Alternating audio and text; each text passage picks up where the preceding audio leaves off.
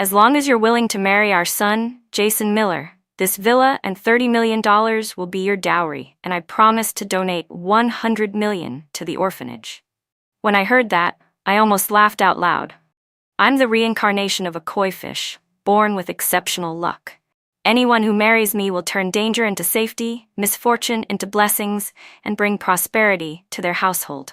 In my past life, Jason Miller, the only son of the prestigious Miller family in the capital, was rumored to be cursed, to die at the age of 26, until I became his wife. I helped him avoid disaster after disaster and turned his family into a top-tier elite household. But all I got in return was endless suffering. Then he looked at me coldly, eyes filled with resentment, and said, "Even without you, I could have survived my 26th birthday. But you chose to appear in my life at that exact time, manipulated my mother into forcing me to marry you, and caused my girlfriend of 5 years to drive drunk and die. Do you know what it felt like to lose her that night? You ruined everything, and now you expect me to be grateful?" Bookmark. Jason stuffed me into a sack, tied it with stones, and sank me into the ocean. "Aren't you supposed to be some sort of lucky charm?" he sneered. "Let's see if your so-called luck can help you survive." I struggled in vain and, in the end, drowned to death. Now, Mrs. Miller is using those same words to coax me again. But I coldly refused. "Mrs. Miller, my good fortune is just a name. I wouldn't dare ruin your son's future." "Mom, I told you," Jason said with disgust. "Sophie is nothing but a scammer. She just admitted it herself. Get rid of her. Stop listening to her nonsense." Jason looked me up and down with clear disdain in his eyes, his tone full of mockery. I've met people like him before. What reincarnated koi? What natural-born luck? All lies used to fool others. Even without me, he would have made it to 26 just fine. But when I saw the hatred in his eyes, I knew. He had been reborn too.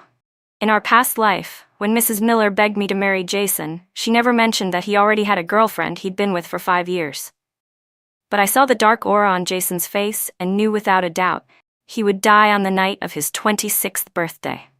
It was only because of the luxurious dowry and the promised donation that I agreed to marry him. Our wedding day happened to be Jason's birthday. He was completely unharmed, but his girlfriend, Lily, heartbroken, got blackout drunk.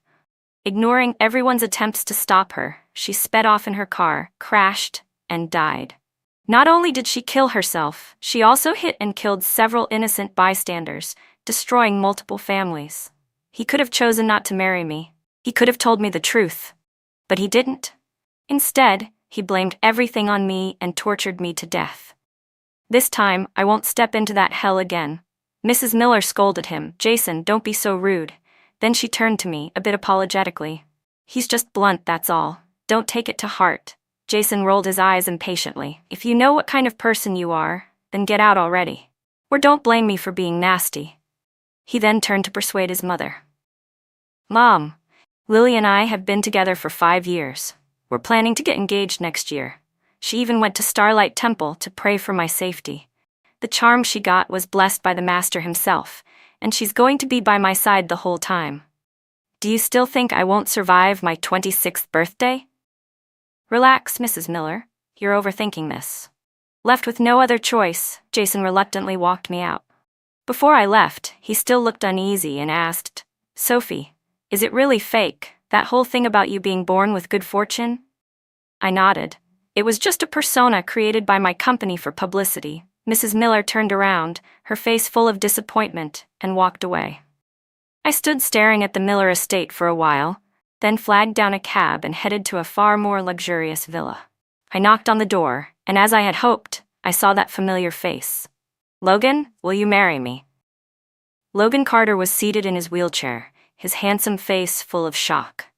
After all, in his memory, the only time we'd interacted was during a charity event at the orphanage. But I remembered him clearly.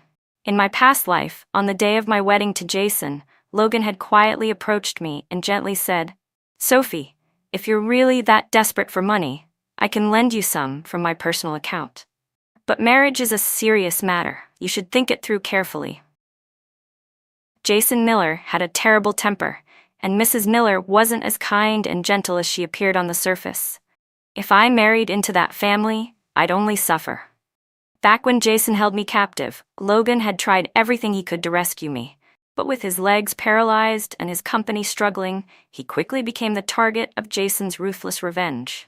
The last thing I ever heard about him was Jason sneering, patting my face with the back of a knife and mocking me. I didn't expect Logan Carter to be so infatuated with a scammer like you. What a shame, he went off a cliff because of a brake failure. My hatred surged. The pain in my chest was unbearable. In this life, my greatest wish is to see Jason Miller die and to help Logan rise again. He's a good man, and good people deserve good things. I didn't expect Logan to chuckle helplessly after hearing my proposal. Miss Chen, does the orphanage need donations? I'll have my secretary handle it right away. Panicking, I rushed to explain, trying to sell myself. Mr. Carter, I was born with natural good fortune. Whoever marries me will turn misfortune into blessings, and their household will thrive. Logan paused, his warm gaze landing softly on my face. Sophie, you're not a product, you're a person. Then, with a faint self-deprecating smile, he added, and me? I'm a disabled man in a wheelchair. I don't think I'm the right match for you. My eyes began to sting. Logan's legs had been injured in a car accident 3 years ago. He had thrown himself in harm's way to save a child with autism. That injury had turned a once proud golden boy into a pitiful man everyone looked at with sympathy. I took a deep breath and confessed boldly, "But what if I told you I really like you?" This time, it was Logan who fell silent. He met my gaze, searching my eyes for any hint of deception. But all I saw in his was a love so deeply hidden beneath layers of self-doubt that it made my heart ache. On impulse, I leaned forward and gently kissed the corner of his lips. "What about that? Will that help you believe me?" Suddenly, he cupped the back of my head and deepened the kiss, unable to hold back. His voice turned low and intoxicating. "Sophie Chen, since you've chosen me, then don't you dare regret it." That night, I gave in completely. The next morning, Logan set the wedding date. It just so happened to be Jason Miller's 26th birthday. Logan almost completely emptied his personal savings to gather $30 million and a house for the dowry. I felt a pang of guilt. "I'm not with you for any of that," I told him softly. He kissed my brow tenderly. "But I care. Sophie, you're my fiancée. You're worth everything I have." The wedding was set to be a grand affair.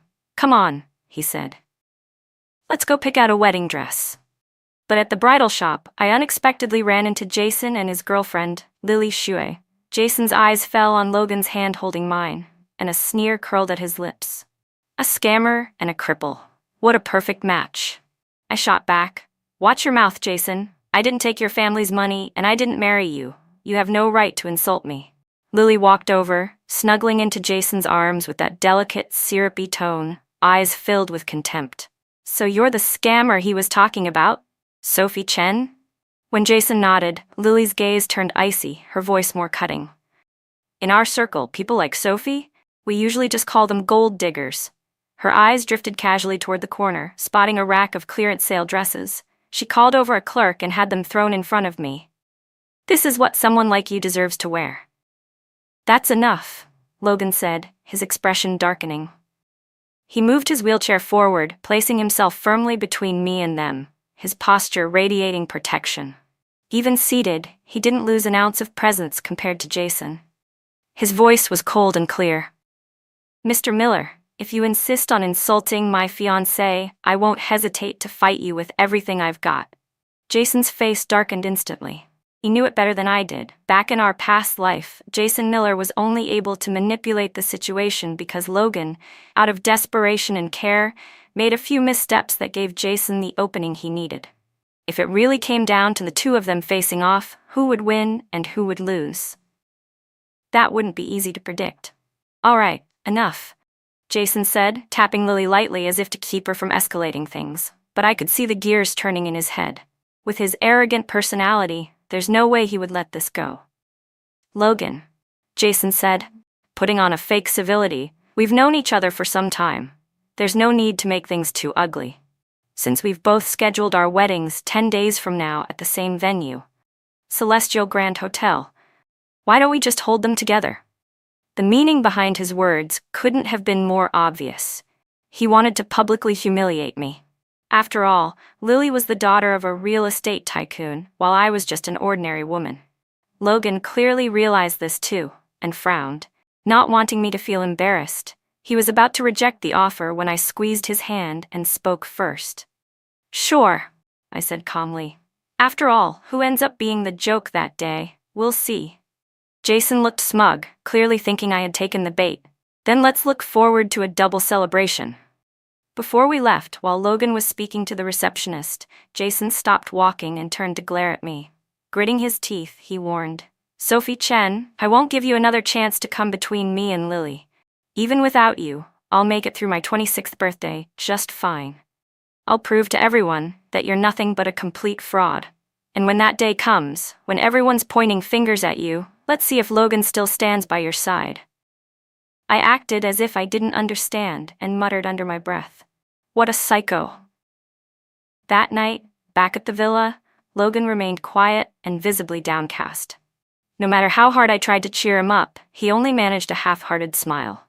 Finally, after I kept pressing, he sighed and spoke. "Sophie, you agreed to have both weddings held together. People are bound to compare Jason and me. When they see me sitting in a wheelchair, won't you regret marrying me?" So that was it. He was feeling insecure. I leaned into his chest and playfully kissed him again and again, smiling. What's that smell? Is that jealousy I detect?" "It's pretty strong." Logan's ears turned bright red. Then I looked at him seriously and said, "Logan, Jason doesn't even come close to you." His expression finally eased, and he muttered under his breath, "You're just trying to flatter me." But the quickening of his heartbeat betrayed how much those words meant to him. We poured our energy into planning the wedding. Logan catered to my every preference, making sure the entire ceremony was designed just the way I wanted. Meanwhile, Jason was making quite a show of things. He and Lily were constantly showing up at events at Starlight Temple. Over time, rumors began to spread that Jason's destiny was blessed and he was bound for immense wealth and power. As for the talk of his supposed 26th birthday curse, people began saying it was all just a lie, made up by me, a gold-digging fraud trying to marry into a rich family. Lily went even further, mocking me relentlessly in her social circles. She painted me as a shameless, desperate woman who would do anything to cling to a wealthy man. At the same time, I received a message from Jason. "Sophie Chen, just wait. You tricked me so badly last time and got Lily killed. This time, I'm not falling for it again." Without hesitation, I blocked his number. Soon, the wedding day arrived. Jason appeared in a sharp suit, with a charm from Starlight Temple hanging proudly around his neck. With Lily on his arm, he greeted guests at the entrance with a beaming face. When he spotted me, he looked around in mock surprise and asked, "What? Isn't today your wedding too? Where's Logan? Didn't he come?" "He got held up on the way," I said calmly. Jason raised a brow, clearly not buying it. "Held up? Or maybe just didn't want to show up?" Lily giggled, covering her mouth. She was wearing an extravagant gown, surrounded by a group of wealthy young heirs. They all looked me over with smug, disdainful eyes, forming a silent wall around me, isolating me completely. Whispers spread among the guests. "Logan really lost out. Not only is he paralyzed, but his fiancée? Word is she's a scammer who's been desperate to marry into money." I heard that scammer claimed she was born with divine luck, trying to marry into the Miller family and become their daughter-in-law. But in the end, she got thrown out personally by Mr. Miller himself. "Shh! Keep your voice down." I ignored the whispers and judgmental stares until I came face to face with Mrs. Miller. She had completely changed from the woman who used to beg me with a pitiful tone. Now she stood tall and proud, playing the role of a doting mother-in-law beside Lily. With veiled meaning, she said, "A person should be grounded, should work hard for what they have. Relying on shortcuts and tricks to gain undeserved wealth will never end well." The crowd immediately turned their gazes toward me, their eyes filled with scorn.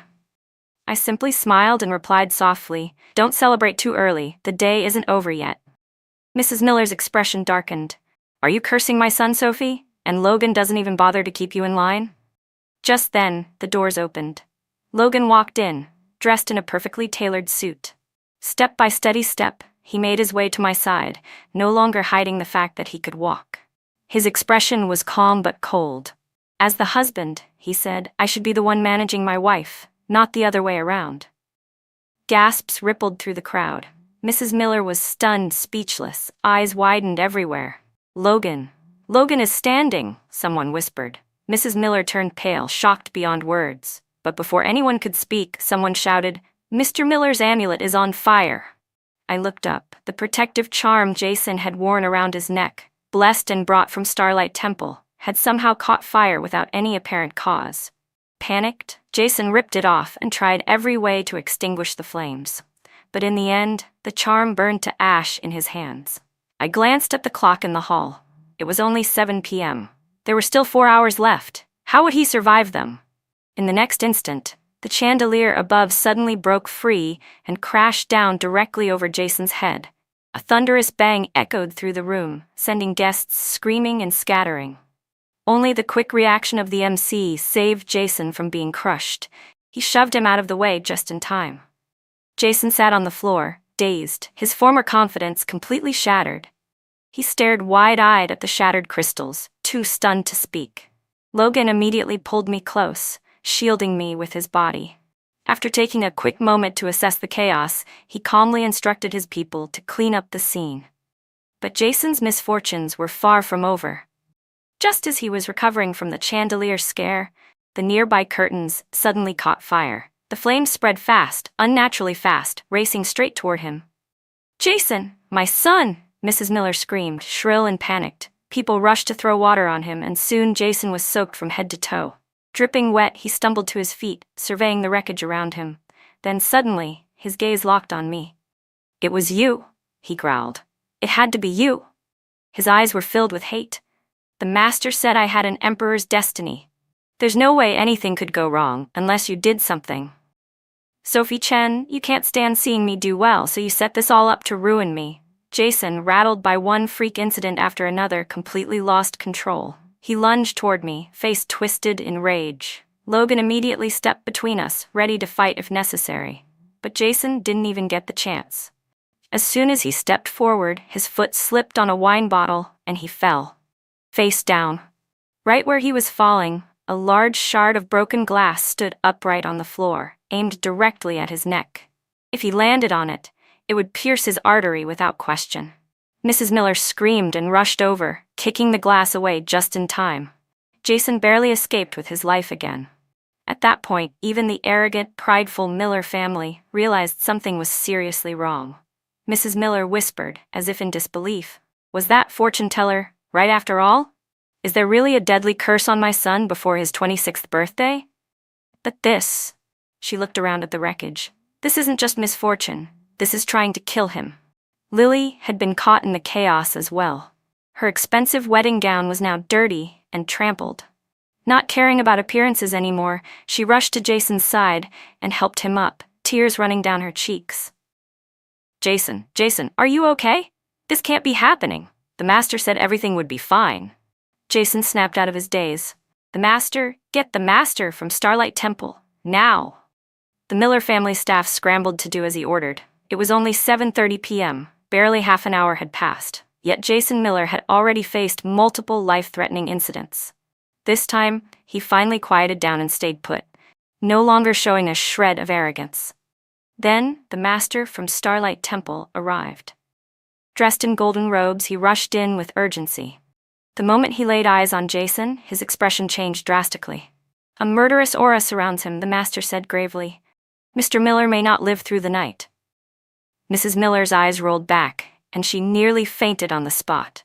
Lily broke into uncontrollable sobs, but Jason wasn't ready to give up. "Master," he asked desperately, "isn't there any way to break this curse?" The master frowned deeply. Then his gaze shifted to me. Surprise flashed in his eyes, and he quickly walked over. "This young lady is the key," he declared. "She is the reincarnation of the Koi spirit, born with extraordinary luck. If she becomes your wife, you will be shielded from harm and live a life of peace and prosperity." The room fell into stunned silence. Jason and Mrs. Miller looked at me as if they'd just found their savior. Awkward, yet full of desperate hope. Logan calmly stepped between the master and me, shielding me from their reach. He leaned in and whispered, "Sophie, don't be scared. I'll protect you." I nodded, then looked toward the Millers with a faint, almost amused smile. Finally, They were beginning to realize just how absurdly wrong they'd been, especially Jason, who had lived through a second chance and yet was now filled with regret. At this exact moment in our past life, he had been celebrating, toasting partners with confidence. Mrs. Miller was the first to act. She scrambled toward me, half crawling, and knelt at my feet, pleading in a low voice, "Sophie, you heard it too. Only you can save my son. I was wrong before, I shouldn't have doubted you. Please, please marry him. I'll give you 100 million, and another 100 million donation to the orphanage. I beg you, marry him tonight. I'll even add another 30 million if you agree to put on a wedding dress and marry him right now." Logan's face darkened. He ground his words out through clenched teeth. "Mrs. Miller, I've respected you as an elder and shown restraint, but Sophie is my wife, and for you to try to take her from me in front of everyone, don't you think that's beneath your dignity?" I paused for a moment, then nodded. "All right." Logan turned to me, stunned, pain flashing openly in his eyes. I gently squeezed his hand behind my back to reassure him. Then I looked at the Millers, who were just beginning to cheer up again, and added, "But I have 2 conditions." Mrs. Miller latched onto my words like they were a lifeline. "Name them. Name anything. If you want the stars in the sky, I'll find a way to get them for you." I pointed at Jason and said calmly, "First, I want Jason to kneel and kowtow to me 3 times. With each bow, he has to say, 'Sophie, I was wrong, ma'am.'" Jason exploded. "You vile woman, you're dreaming." He charged toward me in a fury, but slipped on the polished floor and fell flat on his face in front of everyone. He landed hard this time, his forehead slamming into the ground and bleeding on the spot. Mrs. Miller burst into tears. "Jason, I've raised you all these years, giving you everything you wanted. Just this once. Can't you lower your head to save your life?" Jason clenched his jaw, furious. But under my unwavering gaze, he finally dropped to his knees and kowtowed 3 times. With each strike of his head to the floor, he shouted, "Sophie Chen is my goddamn queen!" From the side, Lily screamed at me, "You malicious bitch, you're destroying his pride and trampling it underfoot."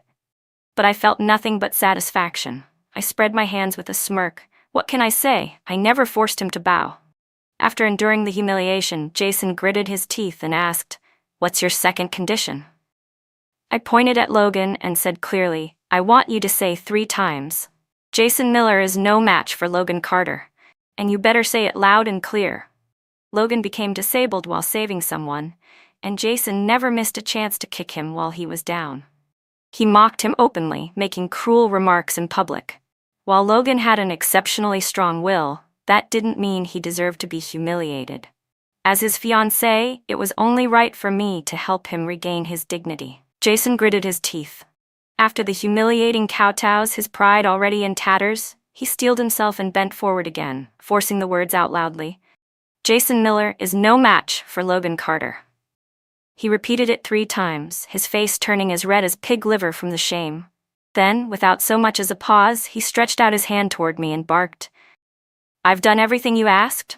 Now hurry up and marry me." I gracefully dodged his hand, pulled 2 red marriage certificates from my purse, and smiled brightly. "Oops, I almost forgot. I'm afraid I can't help you anymore, because Logan and I already registered our marriage today." Jason's face turned black as ink. "Sophie Chen, you played me?" Just as he was about to explode, his face suddenly went pale, and he clutched his chest before collapsing to the floor. That night, the 2-wedding event ended with Jason being rushed to the hospital. The guests scattered in panic. Many of them were the Miller family's key business partners, who deeply valued their safety. After witnessing this disaster, none of them would likely want anything to do with the Millers again. The Miller family's fortunes plummeted overnight. The scandal spread so widely that it even made it into the newspapers, although the articles used vague language to downplay the supernatural elements. Officially, they described Jason as extraordinarily unlucky, but the more the reports tried to gloss things over, the more the public gossiped. Online, Jason became widely labeled as cursed. Comments flooded social media. Weren't Jason Miller and Lily Shi all over the trending page just a while ago, claiming he had a royal destiny or whatever? Doesn't seem that lucky now. Damn, he nearly died on his own wedding day, which just happened to be his 26th birthday? That's crazy. Don't tell me he's actually cursed or something. Back home, Logan and I shared a look, then sighed helplessly. We had agreed to the joint wedding partly for the drama, but neither of us expected Jason's situation to spiral so far out of control.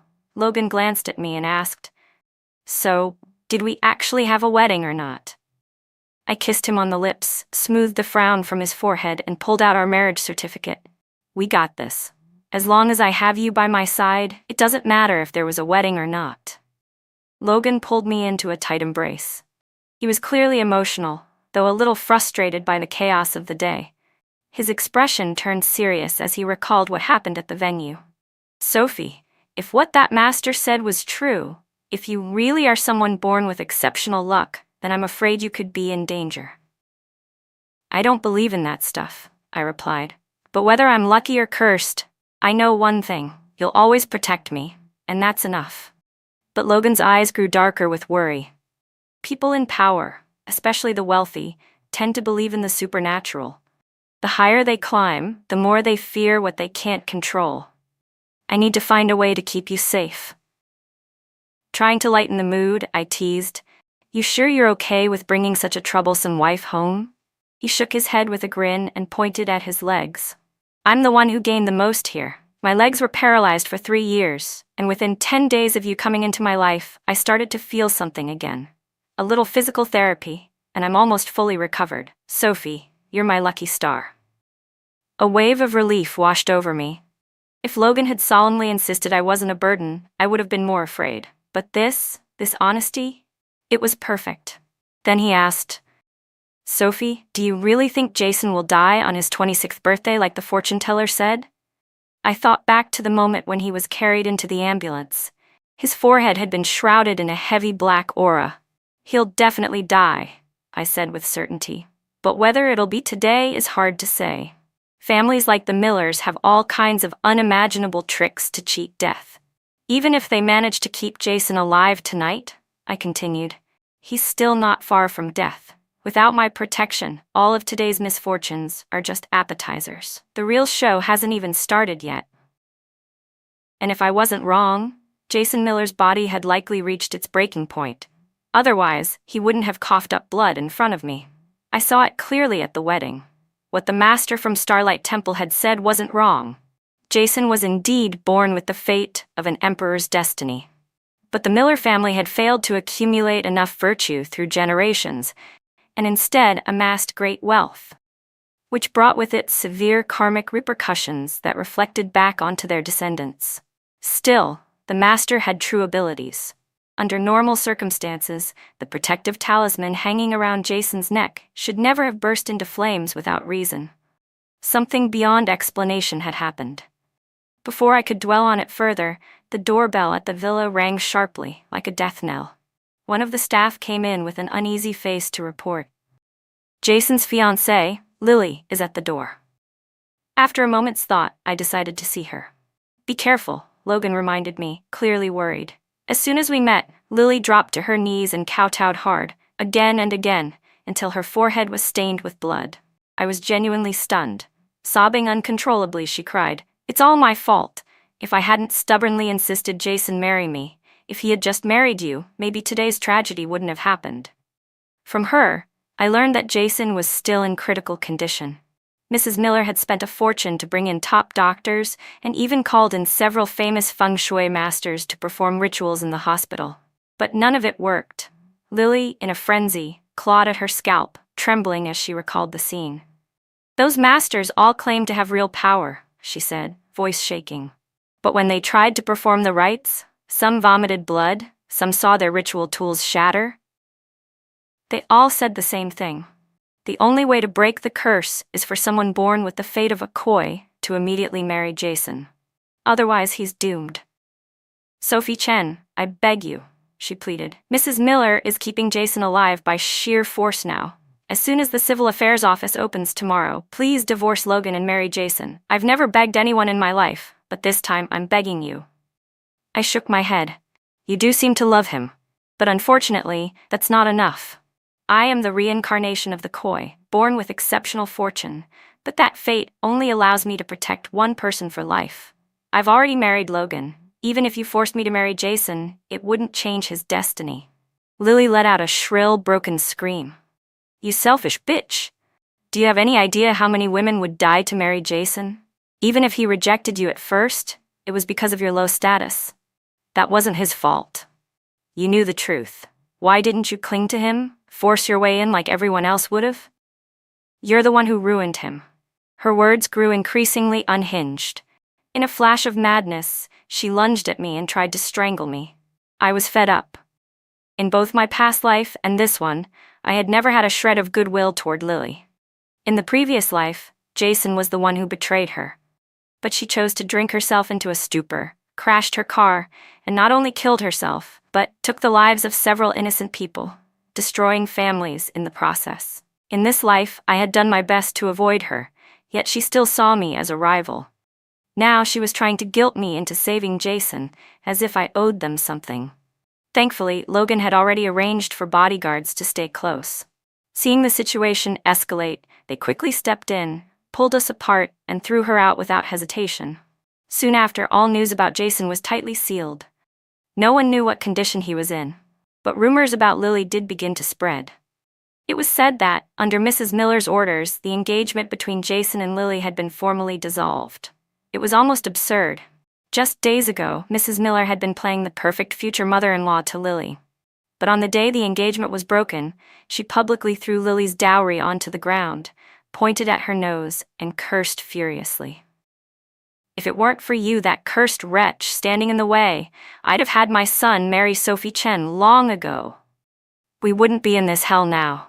If anything happens to my son, I'll drag you to the grave with him. I couldn't help but sigh at the irony of it all, and at the same time, I couldn't deny the shift in my life, because I had married Logan. The Logan family's business had clearly begun to flourish. Logan and I had just been discussing where to go for our honeymoon when he suddenly had to leave on a business trip. If the meeting went well, it would bring in a contract worth over $100 million. I couldn't afford to take it lightly. This was serious money. I immediately urged the driver to get Logan to the airport as quickly as possible. But when I returned home, I found the house eerily quiet. The security guards who usually patrolled the property were nowhere to be seen. The next moment, darkness closed in around me, and I passed out on the spot. When I opened my eyes again, it came as no surprise. I was staring at Jason Miller. At that moment, if a horror film crew had been there, they could have cast Jason without makeup. Blackened, rotting blotches covered his skin like a spreading plague, his body riddled with knife wounds of varying depths. He had once worn a stylish undercut, but for medical exams, he'd shaved his head clean. Now I could clearly see the veins on his bald scalp pulsing as if they were ready to explode at any moment. His voice was hoarse as he rasped, "Sophie Chen, you were reborn too." I admitted it without hesitation. "That's right," Jason sneered, his tone laced with bitterness. "You must feel pretty damn smug. In our last life, I buried you with my own hands, and now the wheel of karma's turned, I'm the one reduced to this living corpse." I met his gaze with calm honesty. "Yes, it feels incredibly satisfying." He let out a phlegmy laugh that turned into a wheeze. "So Lily was right, you really do hate me that much." He paused, then continued in a strangely calm voice. "I don't have long. The doctor said I'm riddled with tumors. Even with the strongest drugs, I've got maybe a week left. Isn't that hilarious? I always thought that dying before 26 was some scam cooked up by a fortune teller and my mother to extort money. But it was real." After a moment of silence, he suddenly lunged forward and grabbed my neck, his bloodshot eyes locked onto mine. "Well then, if that's how it is, why don't you die with me?" I struggled against his grip, rolling my eyes. "Let me go, Jason. I didn't even marry you in this life. Lily's the one who wants to die for you. Shouldn't you be asking her?" Jason chuckled darkly. "But you're Logan's wife. Since we were kids, everyone in the Miller family compared me to him, always saying I'd never measure up. So I schemed. I made sure he lost the use of his legs, thinking that would finally bring him down." He gritted his teeth. "But then you showed up. With your so-called blessed fate, you healed his legs and turned his entire career around. You gave him everything. But if I drag you down to the underworld with me, Logan will be heartbroken. His business will crumble. That would be the best joke of my pathetic life." "You're insane," I muttered. But Jason wasn't fazed. His grip tightened. Last life, you saved me and Lily died. This time, you refuse to save me. No matter what life we're in, Sophie Chen, you are my curse. Then his hand paused. His eyes grew distant, as if lost in thought. His voice dropped. Just one question. Did you ever love me? I didn't hesitate. No, never. I'm not that pathetic. I'd never fall in love with a man who tortured me to death. A strange light flickered in Jason's eyes. Good, then I can take you with me, guilt-free. He clenched his hand, ready to snap my neck. Bang! A gunshot rang out. The bullet tore through Jason's skull. His body jerked, then collapsed lifelessly onto the hospital bed beside him, dead with his eyes still wide open. The police burst in seconds later, freeing me from his grasp. Logan rushed over and pulled me into his arms, holding me tightly as if afraid to ever let go again. He stared at Jason's corpse with a look of fierce relief, his voice low and trembling. It's over, Sophie. It's all over. You're safe. With Jason's death, the Miller family crumbled in record time. Everyone wanted a piece of the pie. It wasn't long before what was once a towering elite family, the Millers, vanished without a trace. Rumor had it that Mrs. Miller started liquidating the family's assets.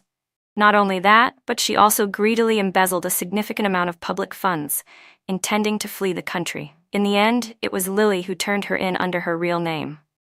Mrs. Miller was arrested at the airport, caught red-handed just before boarding. Those two, mother-in-law and daughter-in-law in a past life, neither one was more righteous than the other. In court, they screamed and cursed at each other, tearing each other apart like feral animals. The courtroom became a mess of petty accusations and exposed scandals. Meanwhile, I was at home, leisurely simmering a pot of soup. Logan came up from behind, wrapping his arms around my waist and gently stroking my belly. For the 1800th time, he murmured, I really hope it's a girl. I rolled my eyes at him, half annoyed, half amused. But inside, my heart swelled with overwhelming happiness.